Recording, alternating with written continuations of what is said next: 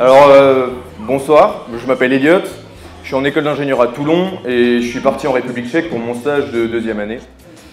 Alors j'imagine que pour vous le sud-est c'est en gros pétanque, pastis, soleil. Et ben, pour moi la République tchèque c'est plutôt vodka et chapka. Et je me suis dit que j'allais aller voir ça de plus près. Et mon stage je le fais à l'Université technique de Prague. Et mon sujet c'est l'étude de l'interaction streamer-électrode basée sur un modèle de streamer à 3 particules sur grille adaptative non structurée. Et j'ai décidé de vous parler de ça ce soir parce que je trouve que c'est quelque chose qui est, on va dire, trop peu connu. Bon, en réalité, je plaisante, je vais plutôt vous parler de mes 3 mois au cœur de la vie tchèque. Alors, ce qu'il faut comprendre, c'est que pour moi, la République tchèque, c'est un pays communiste, peuplé de gens alcooliques, où les femmes sont pâles et tristes, et où tout est gris. Et on va pas se mentir, hein, on peut dire que je me suis plutôt bien planté. Le problème, c'est qu'en République tchèque, je suis parti dans un avion à hélice.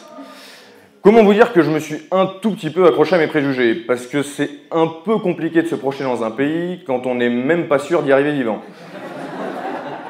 J'ai pas mal voyagé, hein, mais j'avoue que le coup de l'avion à hélice, je crois que celui-là, on me l'avait encore jamais fait. Mais je pars pas seul, parce que j'emmène avec moi un guide du routard. Alors là, je vous vois venir, vous allez me dire « Non mais mec, le routard, c'est mainstream, faut se laisser porter par le vent ». Non, en fait, parce que sans ça, il y a sûrement des tas de choses que je n'aurais pas découvertes, et notamment l'histoire de la République tchèque. Alors, bon, pour vous, je sais pas, hein, mais pour moi, la République tchèque est un bon gros pays communiste. Et encore une fois, je me suis bien planté sur le sujet. Alors c'est vrai, hein, la République tchèque a été communiste, et il y a un super musée impartial et objectif qui nous en parle. Mais il faut savoir que c'est aussi l'un des rares pays qui s'est rebellé contre ce même communisme stalinien. Ah oui, j'y pense.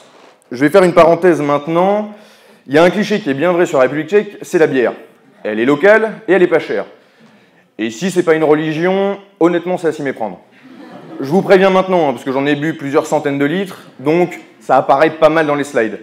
Et non, ça fait pas de moi quelqu'un d'alcoolique, mais juste une personne qui essaye de s'intégrer. Et donc, en République tchèque, ce que je veux, moi, c'est rencontrer des locaux. Alors, je me balade un peu dans Prague, j'arrive au bord de la Vltava, le fleuve qui traverse la ville, et j'entends parler tchèque. Je me dis, nickel, je vais rencontrer des locaux. Je marche sur les quais, je monte sur une péniche, je m'assois à une table, je commande une bière, du coup. Hein.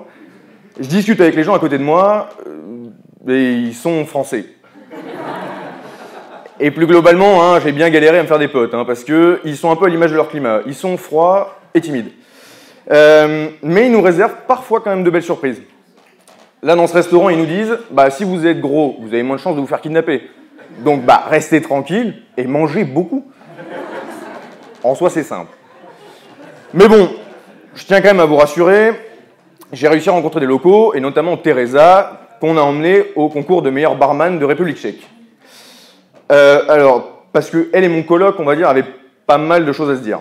D'ailleurs, Teresa s'appelle pas Teresa, elle s'appelle Terinka, et comme beaucoup de filles en République tchèque, on l'appelle pas par son vrai prénom. Et là, je vous vois venir, vous allez me demander pourquoi, et je vais vous répondre que j'ai toujours pas compris, en fait. Et plus globalement, Teresa, c'est le genre de meuf qui vous boit une bouteille de vodka cul sec, sans diluant, quand toi, tu galères encore à finir ton premier verre. Et généralement, les filles en République tchèque sont assez tranquilles, hein, elles sortent où elles veulent, quand elles veulent. On est quand même assez loin des filles pâles et tristes que je m'étais imaginé au début. Mais la République tchèque, c'est pas que ça, et c'est aussi une merveille architecturale. Alors moi, je trouve qu'il y a un côté assez italien, c'est perso, hein. Mais il y a 2 points qui rajoutent du cachet, c'est que la ville est vachement propre, vachement bien entretenue, et que c'est ultra coloré.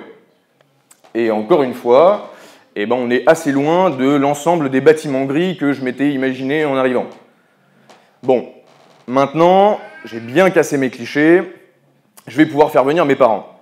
Alors, on est une famille de grands voyageurs, mais personne n'était encore allé en République tchèque. Et donc, c'est l'occasion pour moi d'emmener mes parents en voyage. Et pour moi, c'est une super fierté. En plus, l'avantage, c'est que la République tchèque, la vie est pas chère, donc il y a moyen de faire des visites et des restos pour quasiment rien.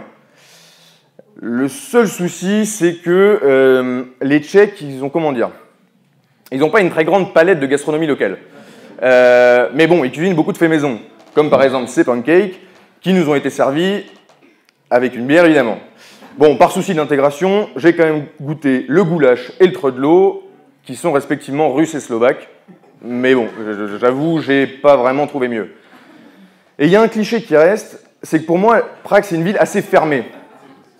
Alors, comment vous dire que quand je croise un grand noir de 120 kilos qui me tape un grand tchèque dans la rue, un tchèque, il n'y a pas de blague, mais voilà, en croyant que je suis de Dallas parce que je porte un maillot des Dallas Cowboys, je me dis qu'on peut vraiment croiser n'importe qui dans ce pays. Et ce mec-là, en plus, je le rencontre en allant voir la Coupe du Monde de foot. Moi, je suis obligé d'en parler. Alors, autant les Tchèques, ils en ont rien à foutre, hein. De toute façon, ils ne sont pas qualifiés. Autant tous les étrangers se retrouvent dans les bars. Le problème, c'est que nous, notre bar préféré, il est croate. Autant vous dire qu'au moment de la finale, voilà, ils ont eu une bonne idée, c'est de nous balancer leur bière à la gueule. Et encore une fois, on retombe toujours sur la bière. Alors après tout ça, en fait, on va se rendre compte que l'ensemble de mes clichés, ils sont bien pétés la gueule. Bon, à part un seul, hein, je précise. Et plus globalement, j'en ai conclu que c'est pas vraiment le fait de ne pas juger qui fait de nous des gens ouverts. C'est le fait de remettre en question son jugement. Moi, par exemple, je juge tout et tout le temps. Parce que j'aime pas ne pas avoir d'avis sur les choses. Et j'ai pas mal voyagé, et honnêtement, ça change rien. Je sais que mon jugement, il a aucune valeur, mais c'est le fait de le casser qui rend la chose encore plus belle. Alors, sans ça, il y a sûrement des tas de choses que j'aurais pas découvertes. Et si j'ai une dernière chose à dire, c'est que si vous avez des préjugés sur un pays, allez-y. Parce qu'au pire, c'est comme vous l'imaginez, et au mieux, vous serez surpris. Merci.